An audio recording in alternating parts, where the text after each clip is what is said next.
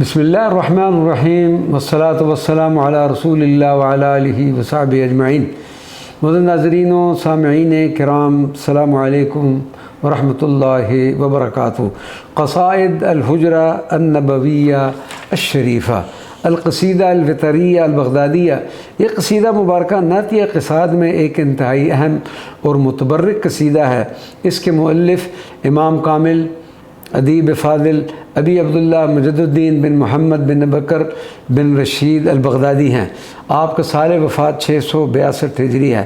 حضرت بغدادی کی نبی کریم صلی اللہ علیہ وسلم سے عشق و محبت کے نتیجے میں اس قصیدہ کے اکثر اشعار کو مواجہ شریف کے سامنے والی قبلہ رخ دیوار اور روضہ مبارکہ کے گنبدوں میں نقش ہونے کا شرف حاصل ہے۔ اس قصیدہ مبارکہ کے چند منتخب اشعار ناظرین و سامعین کی نظر ہیں۔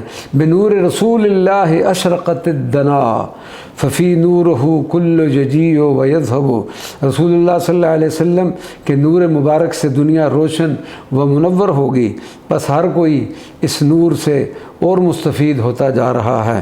بدءا مجدہ من قبل نشأت آدم و اسماءہ من قبل فی اللوح تکتب۔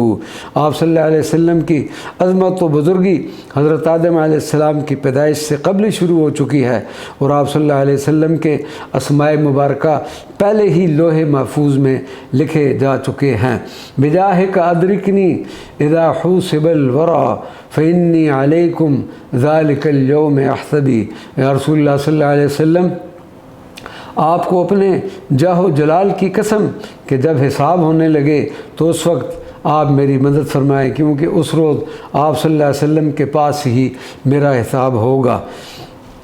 بمدحک ارجو اللہ یغفر ذلتی ولو کنت عبدا طول عمری اذنب۔ یا رسول اللہ صلی اللہ علیہ وسلم، آپ کی مدح سرائی سے میں رب تعالیٰ سے امیدوار ہوں کہ وہ میری کوتاہیوں کو معاف فرما دے گا، اگرچہ میں ایسا بندہ ہوں کہ جس کی پوری زندگی ہی گناہوں میں گزری ہے۔ وما علینا الا البلاغ المبین۔